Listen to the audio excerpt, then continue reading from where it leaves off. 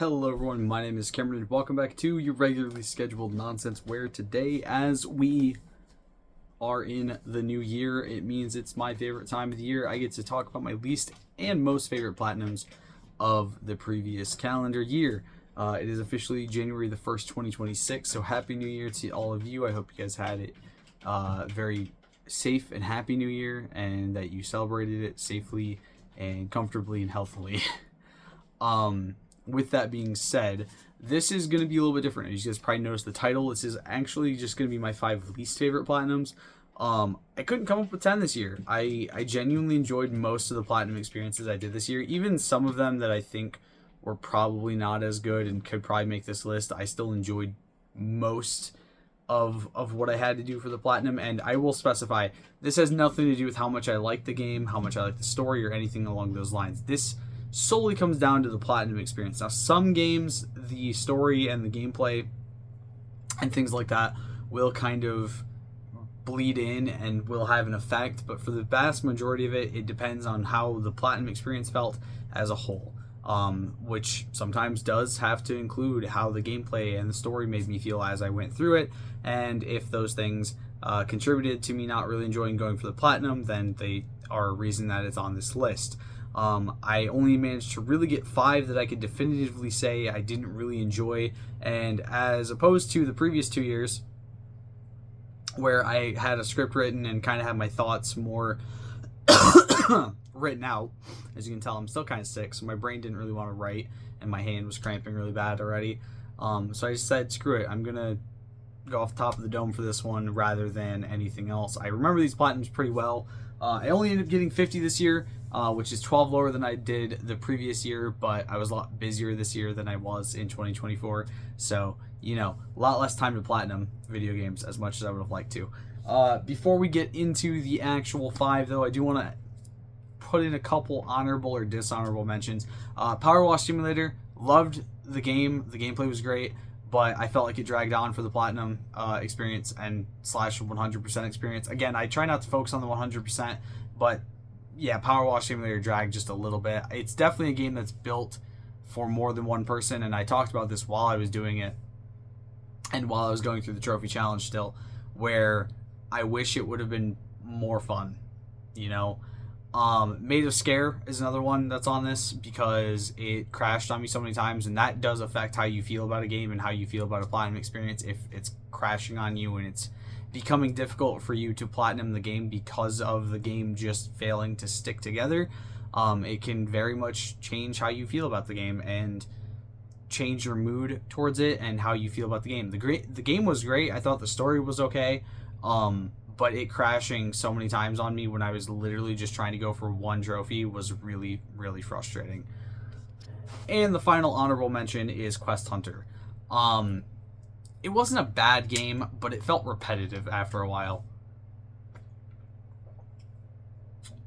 And yes, I went and got a water. It felt very repetitive and very samey after a bit.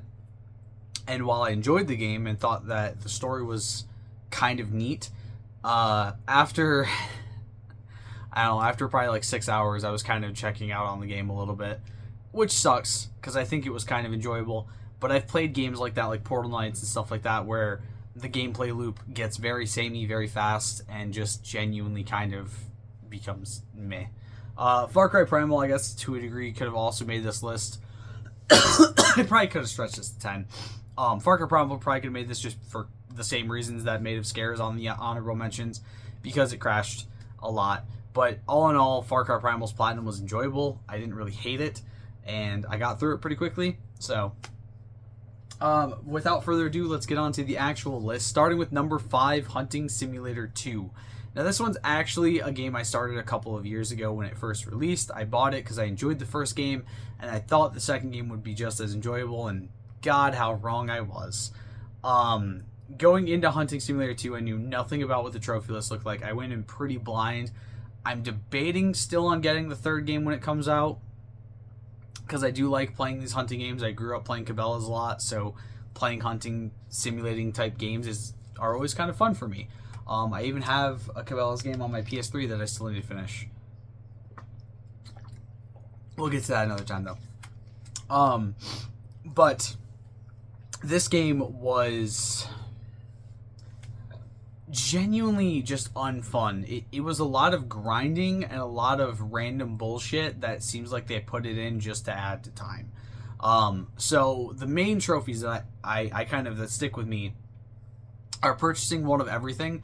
So every gun, every hunting license, every piece of gear, everything in the entire shop has to be purchased at least one time for a single trophy, which basically just means you're going out on a hunt, you're hunting however much of something you can, as much as you can to get as many credits as you can, and then you're selling those. You're going back, you're buying whatever you can, you're buying any licenses you might need to re-up, and then you're going back out and doing that over and over and over again. And that was literally like the last 2 weeks of me playing the game, was just that. Or the last 2 days or whatever it was of me playing the game, was just literally going out, hunting shit, selling said shit, and then buying the things I needed to buy until I got the trophy. And it was frustrating because that being the last trophy really left a sour taste in my mouth. Besides the fact that the trophy before that I got was for one of every prey / one of every animal. So there's 3 trophies dedicated to the hunting. You have one of every prey, one of every predator, and one of every animal, which obviously these 2 give you this one. And the predators weren't too bad. I got through most of those pretty quick. The prey, though, was such a pain in the ass because you have like 7 different types of rabbits / hares, and they are all fucking tiny, and they're all damn near impossible to spot half the fucking time. And I got all the way through them all finally. I was like, oh, sweet, I'm finally done. Claimed the last fucking hare I needed. No trophy pop. So I had to start going through the list of what I may have missed. And eventually I think I killed a duck or something like that, and that ended up being I had missed a duck or a goose or something, and it gave me the trophies. But the fact that there's no in-game tracker to tell you what you've gotten, unless you're literally keeping every single animal, like that should have been obviously the first thought, is I should have kept every animal as I got them in my clubhouse, which I did start doing near the end, just to make sure like I knew for sure I was getting these animals. But there should be some sort of in-game tracking for those types of things, just so you have an idea of what you've hunted as you go, rather than just, you know, having to fucking have like a list somewhere, whether it be a Google Doc or pen and paper or what have you. There should be a way in-game to track those things so you know for sure what you've gotten.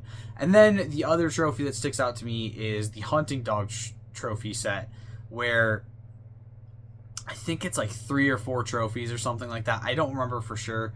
But basically you have to train one of every dog. And see, there's technically 3 types of dogs. There's a pointer, there's a beagle, and then there's a Labrador. However, there are 3 Labradors. So you have to train all 5 dogs or 6 dogs or whatever the fuck it is to full stats, which again just feels like it's a trophy designed to get you playing the game longer, because you basically just end up sitting there after the 1 or 2 stats are done, just literally having your dog find the same tracks over and over and over and over and over again while you congratulate them to raise up their pride or whatever. And then analyzing 1,000 tracks of your own also sucks, because you can analyze like 20 or 30 tracks per trip, and then you have to leave, go back, and then do it again. And that was another one that took me forever to get, because it genuinely just felt like they made it harder for no fucking apparent reason. Like, genuinely. Why? Why make it to where there's a limit to how many you can track in one go and how many you can analyze in a single go of hunting? Because that's not how hunting works in real life. It's not very accurate to what hunting is in real life. And it just pissed me off. And it got to the point where I just did not want to play the game, but I got the platinum done, and then I kind of looked at it, and I was like, I'm never fucking touching this game again. But enough about Hunting Simulator 2 and my failures of decisions. Moving on to number 4, we have 101 Ways to Die. I predicted this would be on here. I literally said it'd probably end up making this list, whether it be in the top 3 or top 5 or whatever. I wasn't sure, but I knew for sure it'd be on this list by the time I finished it. And it's a physics-based puzzle game that has terrible physics, and that, for me, really fucking set this game apart from everything else I'd done this year, where I kind of looked at so much of what I was doing, and I was like, why the fuck? Why is this the way it is? Like, I'd be fine with it if it was just my own stupidity and I was failing to get the fucking traps properly. But when you could clearly see that nothing had changed between the first attempt I would do on a run and the second attempt, when they'd be the exact same setup of traps, and in one, dude would go flying that way and then the other dude would go flying this way, you could definitely tell that there was something wrong with the game's physics, and it genuinely just got on my nerves to the point where I was ready to throw in the towel and say, fuck it, I'm not finishing this challenge because there's no fucking way I'm finishing this game. It sucks, it's awful, and I'm tired of playing it. And obviously with Orcs Must Die 3 and what was the other one that I fucking traded out? Oh, and Unravel 2. Obviously, I had zero issue changing out games that I wasn't enjoying. And I think that's kind of a big thing with 101 Ways to Die, is I genuinely was not enjoying it, and had I taken more time, I probably would have done more research, figured out how that game played, and probably chosen something else. But obviously, you live and you learn, and I fucked up, and I probably should have done like 60 parsecs, but apparently that game's also really buggy, so number-wise, I was limited on what I could choose, because I've done 60 seconds already, so it was like, I didn't have a whole lot of option, and I probably could have found something better to do, but I didn't, and I regret it, but it is what it is. I think the game itself was kind of interesting and fun, but by the time I got to the end of the game and I was just grinding out the last few ways to die, I wanted to die myself, to be honest. I was ready to be done with that game and that challenge in general. It burned me out really bad, and my friends noticed it before I did. That I was just burnt the fuck out. And every time I wanted to stream, I just was like, I don't really want to be on. I don't want to do anything. I don't want to have to put the voice on. And, yeah. I don't know. 101 Ways to Die was a bad choice. I don't recommend it. But moving on to number 3. We have Saints Row 2022.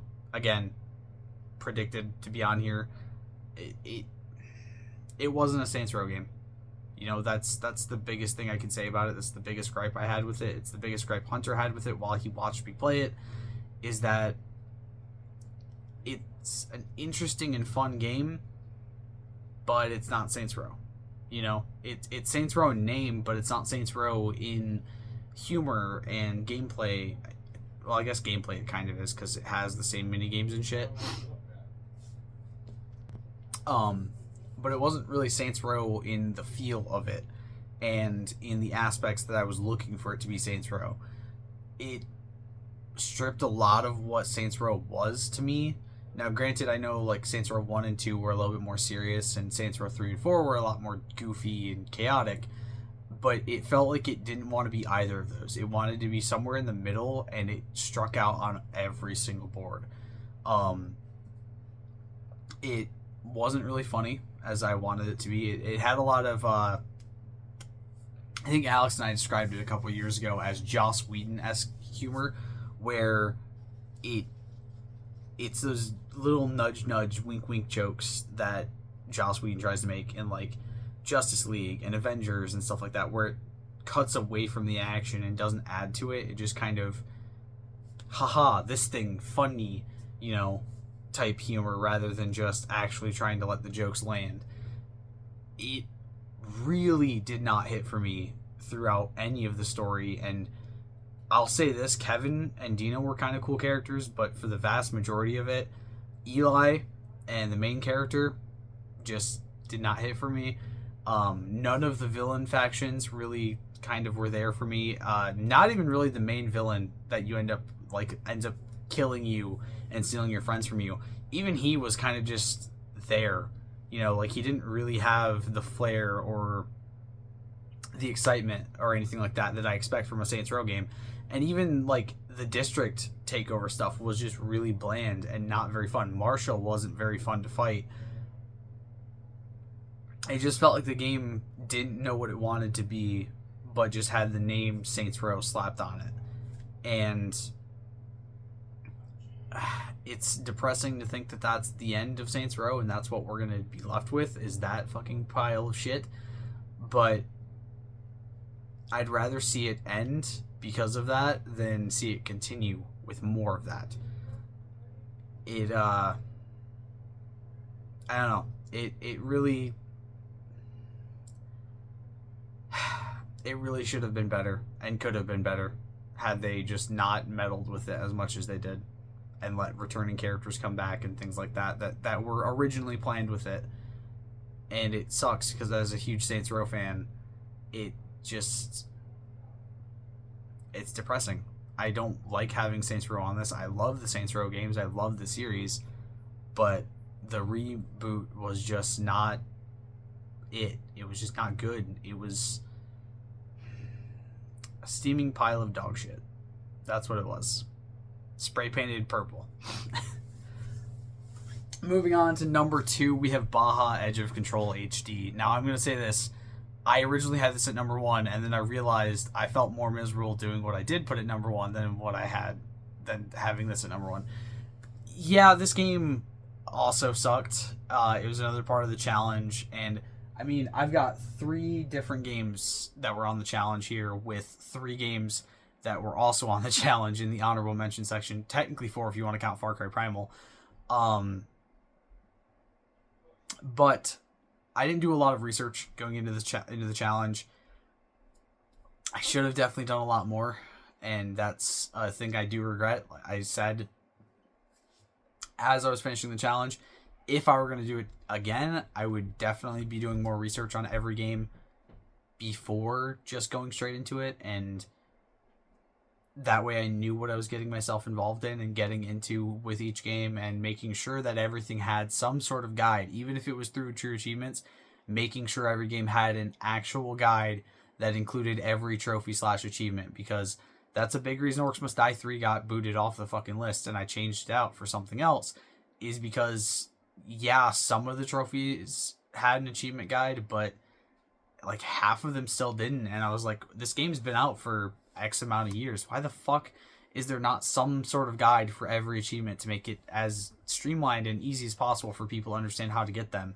And it just got me to that point where I didn't care anymore. And Baja Edge of Control was one of those games where it was the second game in the challenge. It had took me a week when the first game had taken me 2 days. And I told myself, I'm not going to fucking sit here and keep doing this on camera because it's boring as fuck to just sit there and repeatedly fucking